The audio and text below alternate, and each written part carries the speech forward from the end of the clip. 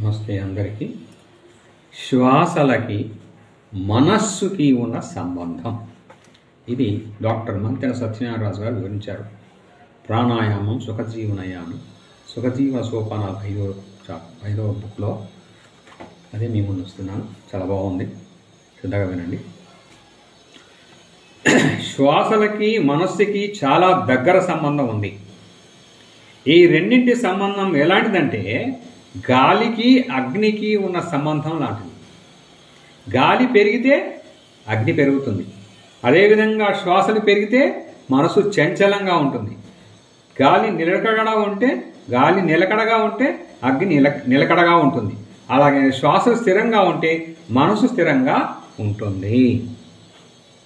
నిమిషానికి 15 శ్వాసల కంటే తక్కువ తీసుకోగలిగినప్పుడు మనస్సు నిర్మలంగా ఉంటుంది.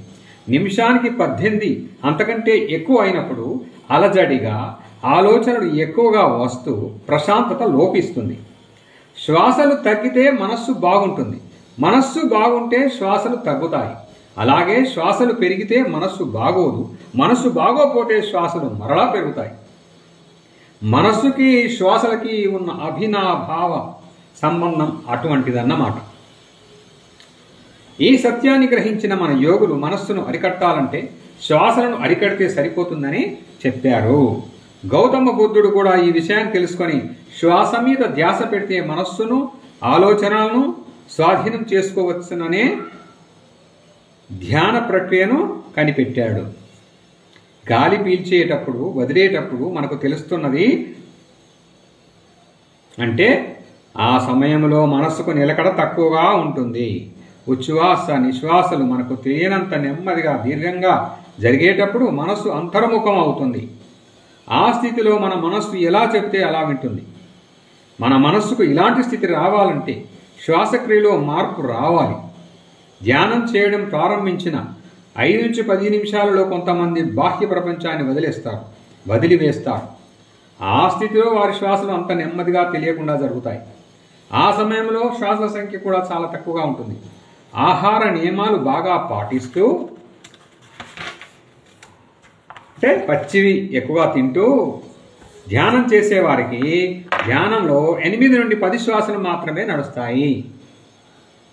ఇంత తక్కువ సంఖ్యలో శ్వాసలు నడిస్తే ఆ ధ్యానం నుండి లేవబుద్ధి కాదు.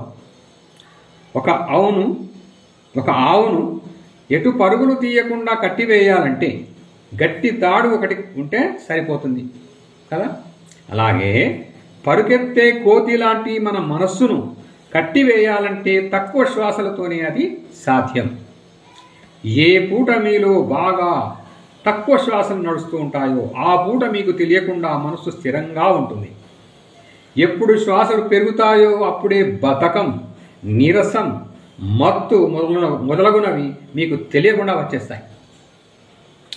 ఉదయం పూట నిద్ర లేచిన దగ్గర నుండి టిఫిన్ తినే వరకు అందరూ ప్రశాంతంగా హాయిగా మనసులో అలజడి కంగారు లేకుండా ఉంటారు. ఈ టైంలో పోట్లాటలు, కొట్టుకోవడాలు, తిట్టుకోవడాలు చాలా తక్కువగా ఉండడమో లేదా అసలు లేకుండా ఉండడమో జరుగుతూ ఉంటుంది. ఇద్దరి మధ్య చిన్న గొడవ ఉదయం పూట వచ్చిందనుకోండి, ఆ గొడవను పెంచుకునే ప్రయత్నం చేయక ఎందుకులే పొద్దున్నే నీతో గొడవ అని విరమించుకునే ప్రయత్నం చేయడానికి సాధ్యమైనంత వరకు ప్రయత్నిస్తారు. పొద్దున్నే మనసుని పాడు చేసుకోవడం దేనికి అని అందరికీ అనిపిస్తుంది. వీలున్నంత వరకు ఆ ప్రశాంతతను పోగొట్టుకోవడం ఎవరికి ఇష్టం ఉండదు. ఉదయం పూట మనలో ఇన్ని మార్పులు రావడానికి కారణాలు ఏమిటో తెలుసా? ఒకటి అంటే దానికి 4 రెట్లు అనేవారు కూడా ఉదయం పూట అలా ఎందుకు ప్రవర్తించరో తెలుసా? దానికి అసలు కారణం శ్వాసలు బాగా తగ్గడం. పొట్టలో ఆహారం లేనప్పటి నుండి అంటే రాత్రి తిన్న భోజనం తెల్లవారుజామున 2-3 గంటల వరకు పూర్తిగా అరిగి ఖాళీ అవుతుంది. అప్పటి నుండి మరలా ఉదయం టిఫిన్ తినే వరకు పొట్ట ఖాళీగా ఉండి ఊపిరితిత్తులు విశాలమై డయాఫ్రామ్ బాగా పైకి కిందికి సాగుతూ ఎక్కువ గాలిని తక్కువ సార్లుగా పీల్చుకోగలుగుతాయి. ఆ సమయంలో ఎక్కువ మంది శ్వాసలు నిమిషానికి 7 నుండి 8, 12 నుండి 13 వరకు మాత్రమే నడుస్తూ ఉంటాయి.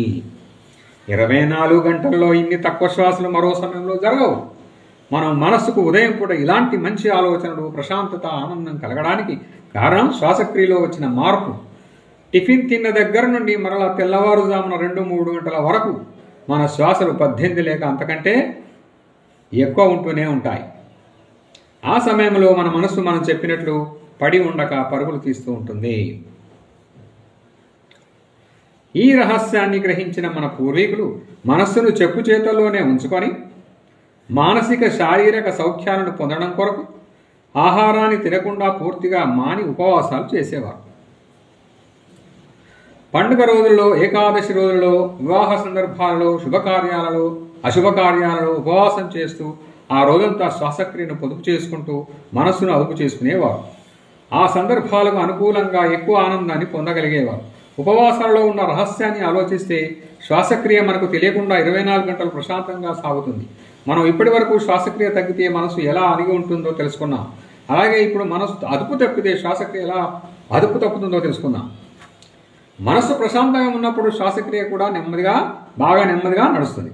ఎప్పుడైతే మనస్సులో అలజడులు ప్రారంభం అవుతాయో అక్కడ నుండి శ్వాసక్రియ ఎక్కువసార్లు తీసుకోవడం మొదలవుతుంది. కోపాలు వచ్చినప్పుడు, పోట్లాడుకున్నప్పుడు, భయం వేసినప్పుడు వెంటనే శ్వాసలో మార్పులు వచ్చి ఎగశ్వాస నడుస్తుంది. అంటే శ్వాస తీసుకునేటప్పుడు గుండె ఛాతీ పైకి బాగా లేస్తూ దిగుతూ ఉంటుంది. అప్పుడు శ్వాసలు సుమారుగా నిమిషానికి 25 నుండి 30 వరకు ఉంటాయి. ఛాతీ అలా ఎగరడాన్ని ఎవరిలో మనం చూసిన మనస్సు అలజడిలో ఉన్నదని తేలిపోతుంది.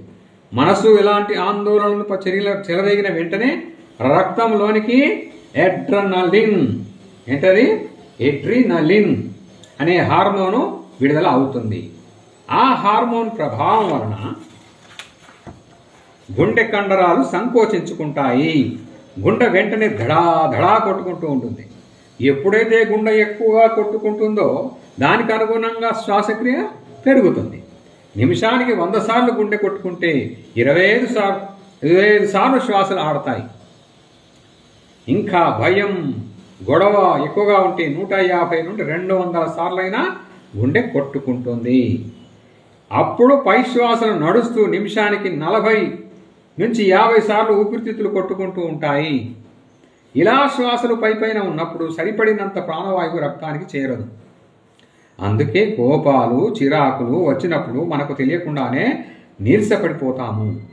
ఇలాంటి పోట్లాటలు, కోపాలు, చిరాకులు, భయాలు మొదలగునవి రోజులో ఒక్కసారి వస్తే ఆ హార్మోన్ ప్రభావం, ఏ హార్మోను? ఎడ్రినలిన్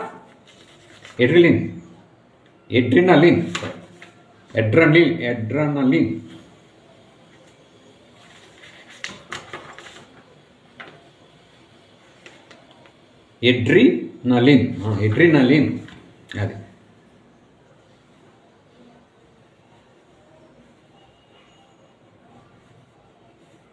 ఎప్పుడైతే గుండె ఎక్కువగా కొట్టుకుంటుందో దానికి అనుగుణంగా శ్వాసక్రియ పెరుగుతుంది. నిమిషానికి 100 సార్లు గుండె కొట్టుకుంటే 25 సార్లు శ్వాసలు ఆడతాయి.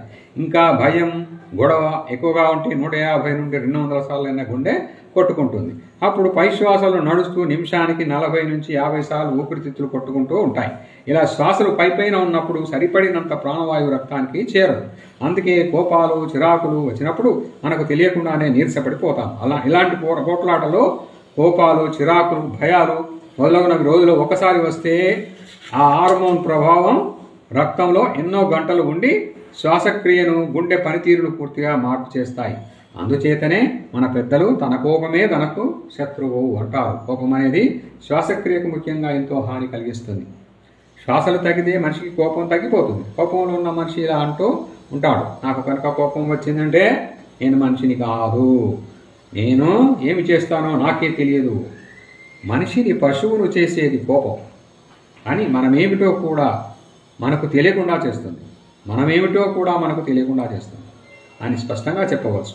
మన మనసులో చిరాకులు, టెన్షన్ శ్వాసక్రియను బాగా పెంచివేస్తాయి. ఎవరు ఏమన్నా పట్టించుకోకుండా మన పని మనం చూసుకుంటూ పోతే అన్ని విధాల లాభం పొందేది మనమే. పట్టించుకుంటే నష్టపోయేది కూడా మనమే. ఎదుటివారు ఏమన్నా అంటే పట్టించుకోకుండా ఎలా ఉంటామండి? నన్ను ఇంతటి వాడిని పట్టుకుని అంత మాట అంటాడా అని మన కోపం వస్తుంది. ఈ విషయమై ఒకానొక సందర్భంలో గౌతమ బుద్ధుడు చెప్పిన సమాధానం చాలా బాగుంటుంది, చూడండి. అందరినీ సన్యాసులుగా, నాస్తికులుగా మారుస్తున్నారని కొంతమంది ఆస్తికులు వచ్చి బుద్ధుడిని బాగా తిడుతూ ఉంటారు. చాలాసేపు వారు ఏమి తిట్టినా విని మౌనంగా ఉంటాడు తప్ప మాట్లాడాడు బుద్ధుడు. చివరికి వారి నోరు నొప్పి పుట్టి, ఏమయ్యా, మేము ఇంతసేపటి నుండి తిడుతున్నా, నీకు అవి ఎక్కడం లేదా?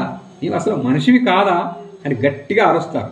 అప్పుడు బుద్ధుడు ఇలా చెప్తాడు, మన ఇంటికి అతిథి వచ్చినప్పుడు మనం ఆహ్వానిస్తే లోపలికి వస్తాడు, లేదా ఆహ్వానించకపోతే తిరిగి వెనక్కి వెళ్ళిపోతాడు కదా.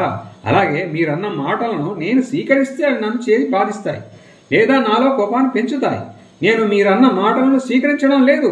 అప్పుడు ఆ అతిథి తిరిగి వెనక్కి వెళ్ళినట్లుగానే ఆ మాటలు మిమ్మల్ని చేరుతాయి తప్ప నన్ను ఏమీ చేయలేవు. నాకు వాటికి ఏమీ సంబంధం లేదు అని చెప్పిన బుద్ధుని సమాధానానికి వారు ఏమీ చేయలేక వెను తిరుగుతారు.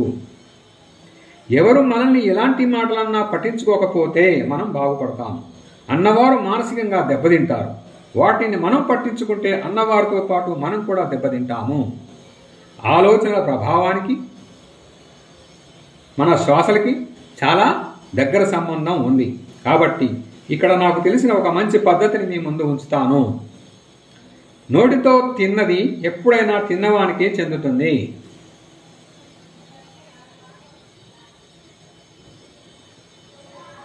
తప్ప మరొకరికి చెందదు.